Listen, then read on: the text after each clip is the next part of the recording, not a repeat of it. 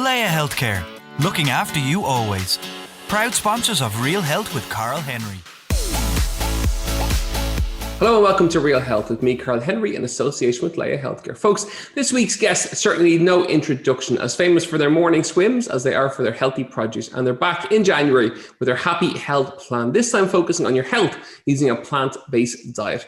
We're delighted to welcome back to Happy Pears, Stephen and David Flynn. Welcome back to Real Health. How's it going, lads? Thank you, Karl. You're delighted to be here.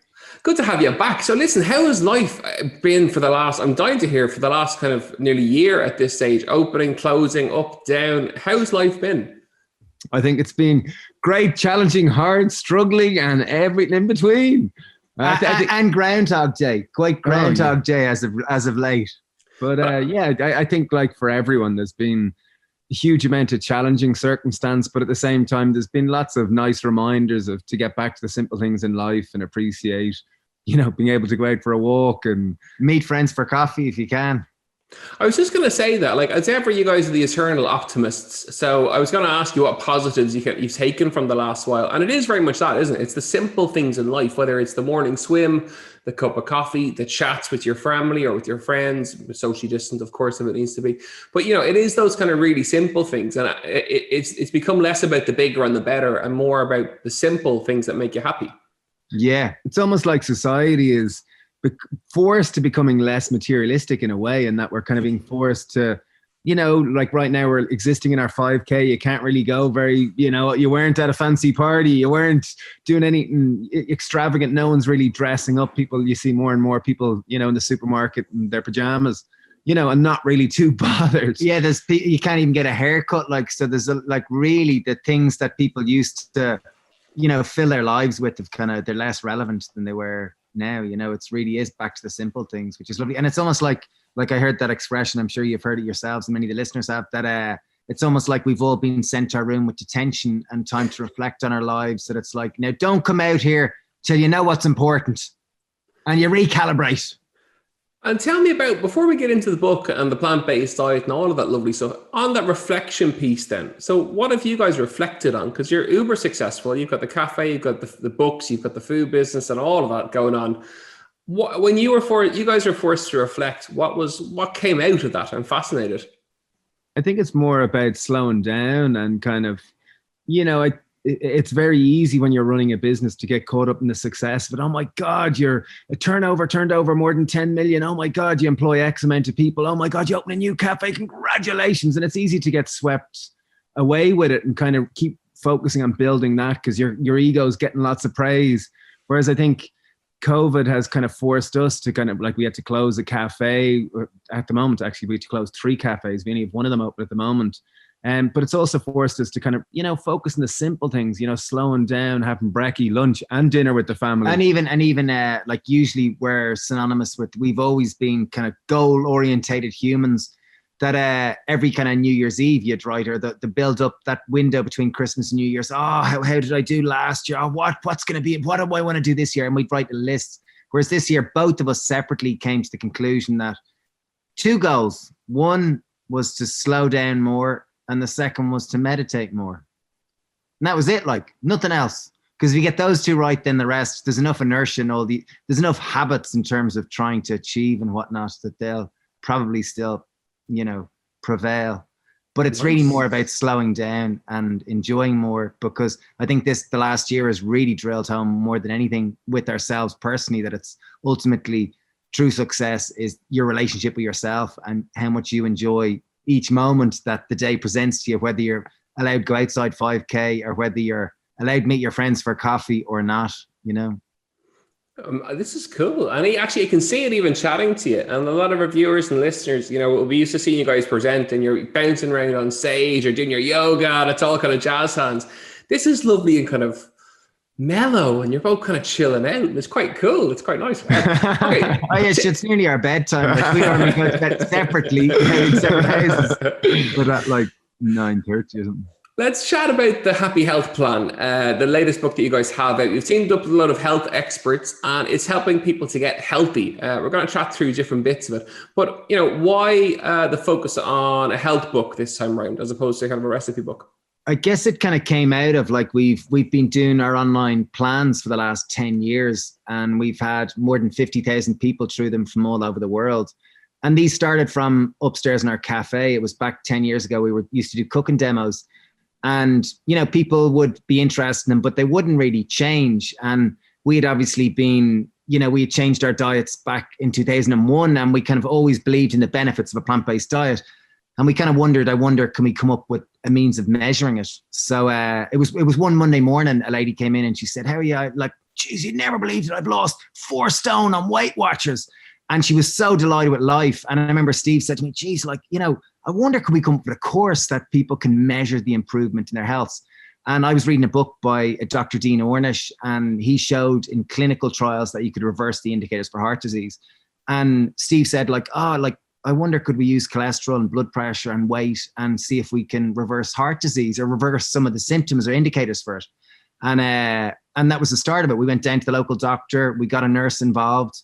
We put signs around the shop saying, you reverse heart disease. Like, we were, obviously it was a marketing thing, free, delicious, and whatnot. And we had 20 people sign up, and Angela and Merce measured everyone's cholesterol, weight and blood pressure. And this is now 10 years ago. So this wasn't as prevalent as it was nowadays. We really didn't know it was going to work. We were just 2 chefs having a punt at it. Yeah, like 2 chefs that had a vegetable shop, and they came upstairs to us, and it was normal Irish people. It was people from Greystones that were really probably just bored and a little bit curious of what these 2 crazy lads were going to do.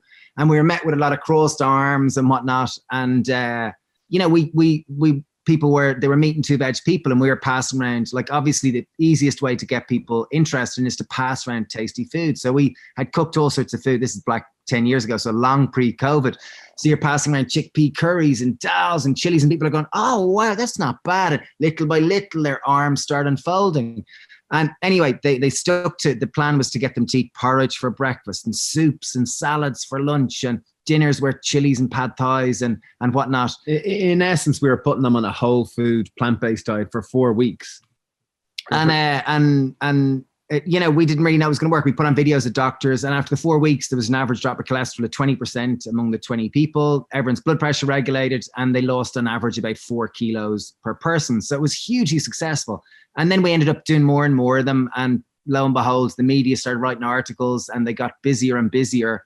And, they went from there, and now we've kind of gone from having 1 course to how we've now got 6 courses with doctors and dietitians and gastroenterologists and cardiologists all involved in it as the experts that we've partnered with. And they're really to hold people's hands in kind of helping improve their health benefits, all based around food, like the practical know-how. And as I said, we've had 50,000 people through that. And during lockdown, we realized, geez, we've never actually sat and turned this into a book. Like, we've had 10 years experience, all these people with all these experts. Let's try to distill this into a book. So back starting in March, we spent a full month putting 10 years of work then into a book. Well, it obviously took us about 5-6 months, but that's the essence of the book. Like, it's got 90 recipes, which is like, they're all the plans are no calorie counting, no portion control. So it's really all you can eat. They're all based around fruit, veg, whole grains, beans, and nuts and seeds. And it's obviously our skill set is trying to make the food very tasty and trying to make it practical for people. But there's a big section explaining the why, because I guess a lot of people need to understand why the benefit of eating a plant-based diet. And even when I say the word plant-based diet, people are like, plant-based diet, is that daffodils or is that roses? Or what the hell do you mean by that? And it's like, it's just to distinguish, like, people might go, vegan, are those Happy Pear lads something to do with vegan? And I can eat a vegan diet, and I can eat dark chocolate and crisps and chocolate bars and vegan sausages, and I'm a vegan, but I'm not any healthier than anyone else. So what we're trying to do is trying to focus people around whole food. So it's around fruit, veg, whole grains, beans, and nuts and seeds, and dropping those labels of vegan and vegetarian because they're very binary and they put a lot of people off. So so that's so creating a whole food movement is very much the goal here, which are basic, whole foods in the most natural state that you can get them in. Yeah, and in essence, if you look at Ireland at large, 9 out of 10 people don't get their recommended daily intake of fibre. So as a nation, we need to eat more whole foods, because fibre you'll only get in fruit, veg, beans, legumes, nuts and seeds. And even right now, living in this global pandemic, people are becoming a lot more aware of having a strong immune system, and 70% of everyone's immune system exists in their microbiome, which is a fancy term for the collection of bacteria and microorganisms that exist in their small intestine. And one of the principal foods for your microbiome, for a strong and diverse microbiome, is fiber. And fiber you'll only get in fruit and veg. So it comes back to, like, as a nation, we all need to start eating more fruit and veg. Okay, amazing, great. And chat to me about food labels then. I know that's a big thing in the book, and it's really important to get people to understand how to read food labels, isn't it? Yeah, well, like nowadays, more than 50% of calories in Ireland, 55% in the UK, and 60% in the US are ultra refined and processed foods. So they're like, you know, and it's not surprising to most people, like more than half of our diet in Ireland is processed foods. So we're eating a lot of packaged foods. Whereas if you go back 100 years, there was probably far less packaged foods. There was probably virtually none, you know. And so food, reading labels and understanding what's in food is so important. Tips for feeding. Okay, tips. Anyone who wants to start eating healthier. So labels is so important. Obviously, number one is to try to buy foods that don't have labels. That's the most important, because they're probably going to be bananas, apples, fruits and celery, vegetables, cucumber, because those are obvious. Like, try to get as much of them, because they're high in water, they're high in fiber, they're high in nutrition, they're brilliant. They're the ones you want to try to get most of. Next up, you want to don't believe what's written on the front of the packet, because that's to try to sell it. Look at the back of it and go through the nutritional information, because that cannot lie. That is statutorily obliged to be correct. So typically are we still all good? I see our internet connection is a little unstable. In terms of like the ingredient list, it's always in descending order. So what's first is what's most, and what's last is least. And often what companies will do, instead of having sugar as the first ingredient, they'll have 3 or 4 different types of sugar, so it all fits around the middle. And you look at it and you go, oats, almonds, oh, that must be pretty good. Whereas just beware, there are many different words for sugar. And the other thing I'd just say to be aware of is look at fiber content. That's something really important. Something above 3 grams per 100 typically indicates that it's a whole food, typically, as a rule of thumb. Okay, love it. Now, I'm going to take it away from food labels towards kind of the big 5 things that you're kind of big advocates of. So lifestyle, happy heart, happy skin, happy shape, happy gut, and kind of just chat through little bits of it. So that lifestyle component is really important. So in terms of being healthier, it is a lifestyle approach, not just kind of one area. It's across the board. Absolutely. Like, I think they're all linked. You know, the more you start eating better, there's a probably higher propensity that you are to move more. When you move more, you're probably going to sleep better. Your relationships are probably going to be better, and you'll probably be less stressed. So the same way as a healthy human, they're all kind of linked. It's the exact same intrinsically in our body. Like, we've broken down the book into 4 aspects. We've got happy skin, we've got happy shape, happy heart, and happy gut. And it's the same in, like, people might isolate out certain foods are healthy for certain parts of the body, but the body function as one whole organism. Like, if you heal, like, for example, Stephen was talking about the gut and the immune system, that they're like, you know, you eat and high fiber foods, they're really important for your gut. As you improve your gut health, you know, you're naturally going to improve your skin, because there's a bacterial element in terms of your skin as well. So and also the same way, the more higher fiber foods you eat, the better your oxygen, the better your blood flow is going to improve, your cardiovascular system. So your skin will improve again, your shape will improve. They are all intrinsically linked. Your body won't know the difference, whether it's a cardiologist, a pulmonologist, whether it's a gastroenterologist. It's one system that needs to be healed. And typically, I guess, lifestyle, what we found to be so important is that, you know, everyone listening will know a granny or a granddad that slips the age of 90. They didn't know what the hell a vegan was. They didn't eat any vegetables. They smoked 20 John Player Blues a day, and they drank a bottle of whiskey.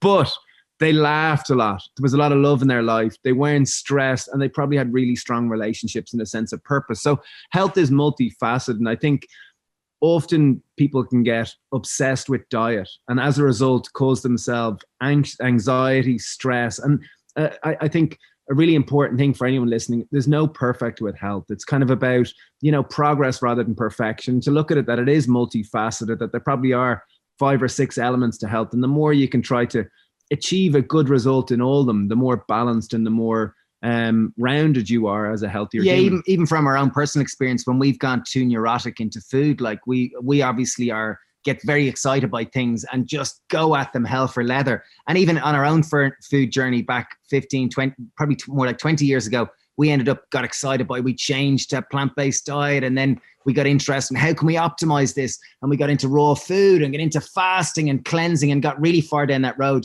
to where you were extreme. We were ostracized from other people. Our relationships weren't as strong.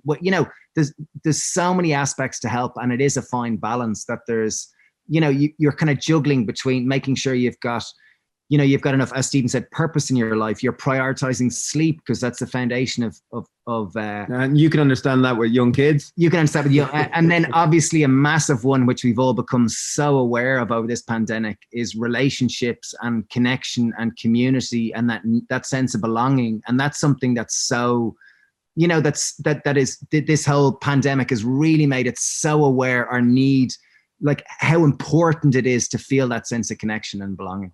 And one of the big things in trying to get people to eat more fruit and veg and cook more kind of whole food meals is they think that it's really difficult to do. They can't cook the stuff because it's too scary. Talk us about some of the myths that you see on a regular basis with people who are trying to switch over and kind of eat more whole foods. And surely there's loads of myths there that people come up with all the time as excuses or reasons not to do it.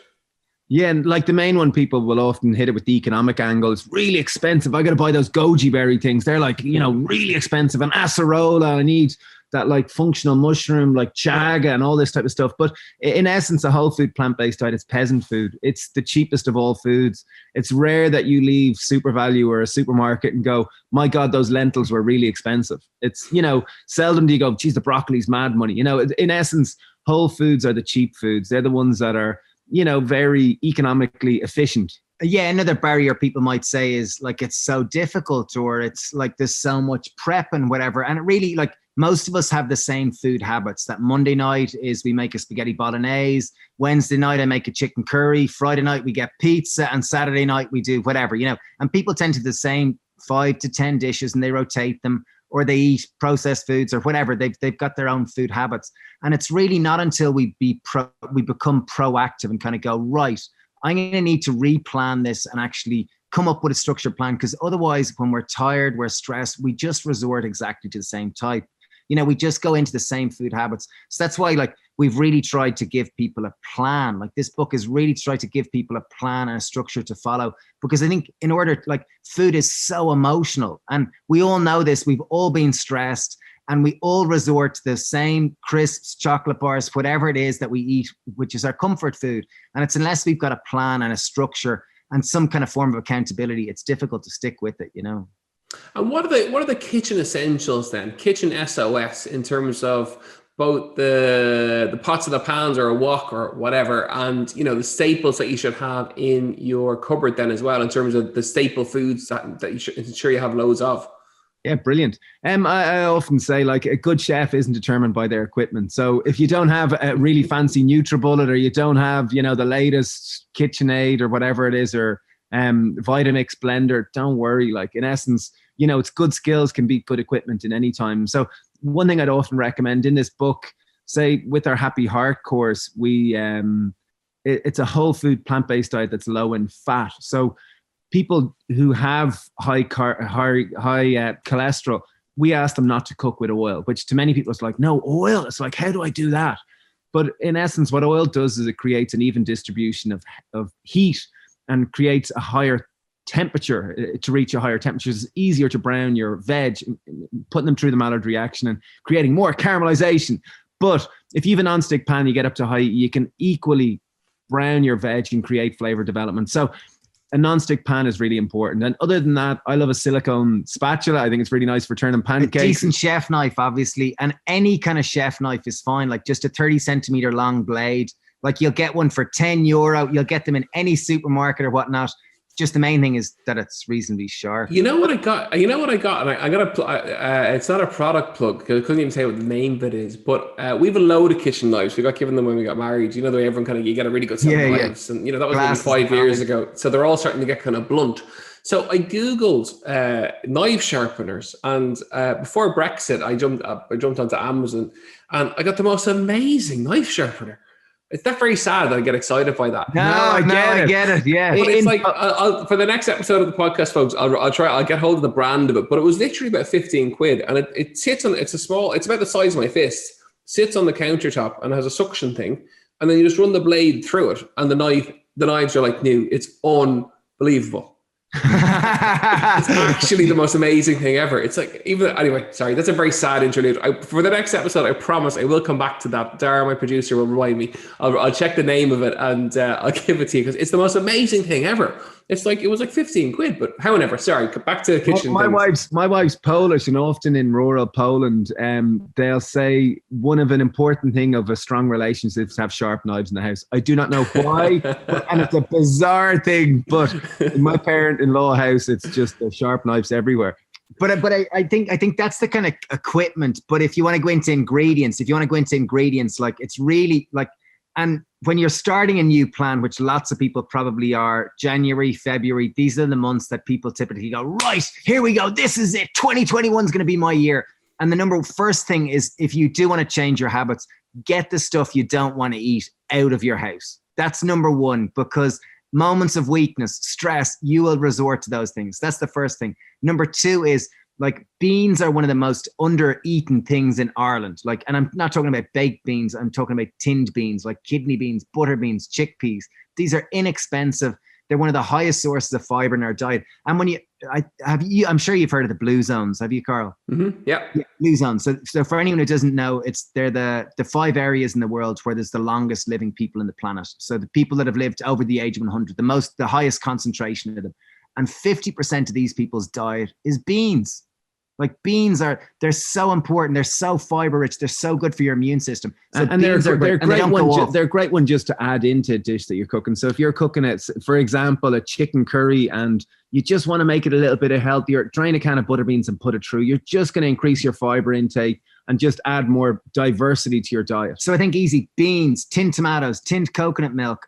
Onions and garlic are easy in terms of fresh stuff that don't go off. Oats are a great one. Being Irish, oats and porridge are, they go hand in hand. Other things, if you can have seeds, like, because we're all snackers, and food, traditionally, we used it as a means of sustenance and a means of, survival. But now it's kind of an emotional distraction. When we feel sad, we feel lonely, we feel bored, we turn to food for a dopamine release. So the more we can have healthier food choices around, the more likely we're to go with them. So if you can have kind of various different seeds and maybe put a little bit of chocolate in them just to make them feel a little bit better and feel more like a treat. So often what I'll do is just mix a little bit of trail mix and leave it in the counter, and maybe it's 10% chocolate and the rest 90% seeds and nuts. But it's a great way of making it feel a little bit more indulgent. And there's also a psychology with how you actually plan your kitchen in terms of where your foods are. Like, everyone would have heard that, well, try to have a nice fruit bowl that's right in the front of the counter so that you're actually attracted to eating the fruit. And another thing is that, what a lot of people do in their fridge, they put the veg down in the bottom in that veg box, and it sits down there, and every now and again you lift it open a few times a week and you go, oh my God, half of them are moldy or half of them are gone off. Oh, geez, this is so annoying. Instead of putting your veg down there, I know it's designed for that, put them in on the shelf right in front of you. So they're right in front of you. You can't miss them. And put the stuff you don't want to eat down in that thing, because people don't typically look in that box down the bottom as much as they do stuff at eye level. Okay. Food architecture is the phrase for that. It's where Aoife on the TV show is all about the food architecture. It's where everything's placed around you, and actually it's a great point to bring up, because it's really important in terms of health. Where you place the stuff in terms of the eye level of it, you're more likely to pick it if you can see it, as opposed to hiding it away. And it's a great point. Because even back to the blue zones, they say those long living people, they say it's not because they've got incredible genetics. It's not because of some superhuman thing. It's because the healthy choice is the easy choice, that they're the product of their environment. And it's the same way our environment now, our food environment is not set up for us to be healthy in most cases, because, you walk into any kind of store and most of it's going to be refined processed foods, because our animal brains are just like, oh my goodness, like we're hardwired, biologically, evolutionary hardwired to crave fat and sugar and salt. And these processed foods that we've manufactured over the last 100 years, they're more readily available than ever. And, they all deliver that bliss point, that kind of, more so than chickpeas and lentils. So it's almost like we're up against it. That's why having a plan, having a structure is so important because and having community support. As Dave mentioned, we become a product of our environment, and everyone becomes a product of their environment. And even at one of the most selfish levels, why we started the Happy Pear was we needed to create an environment that supported us to eat plant-based diet, that didn't necessarily want to go out and drink alcohol and wanted to kind of, live an active, healthy life. So the more, if you want to eat healthy or try to get healthy friends, try to start, create an environment where it's easier to make the healthy choice. Final question, 2021, what's in store? What's it going to bring for you? Bar, obviously, in terms of the contentment piece, we started with that at the beginning of the app, but anything else coming or planned for 2021? At the moment, we're working on a podcast, which is kind of fun. We've Joe Wicks on, we've Russell Brand coming up. There's a kind of number of kind of interesting people, and it's fun to kind of delve in. We had a good interview with Joe, just kind of beneath social media and beneath that, because we've hung out with Joe a number of times, and there's a real gentleman, a real kind of an introverted, softer side to Joe. That's a fun project. And then we have our online courses and plans are really fun. It's just how to take them to the next level and really try to help change more people's lives. Amazing. Well, best of luck with the new book. It's out in all good bookstores. And as ever, I always ask every guest this. You guys are easy to find, but if anybody wants to find you, where can they find you online? On the internet, if you just type in the Happy Pear, we'll pop up in some form. Sure. That is absolutely for sure. Guys, it's been great to catch up with you and great to have you back on the show. The best of luck with everything over the course of the year. No doubt it'll be a huge success. Folks, I really hope you enjoyed today's episode of Real Health with me, Karl Henry, in association with Leia Healthcare. As ever, you know where we are. realhealth@independent.ie, at Karl Henry PT on Twitter and on Instagram. And we're back next week with more Real Health. Leia Healthcare, looking after you always. Proud sponsors of Real Health with Karl Henry.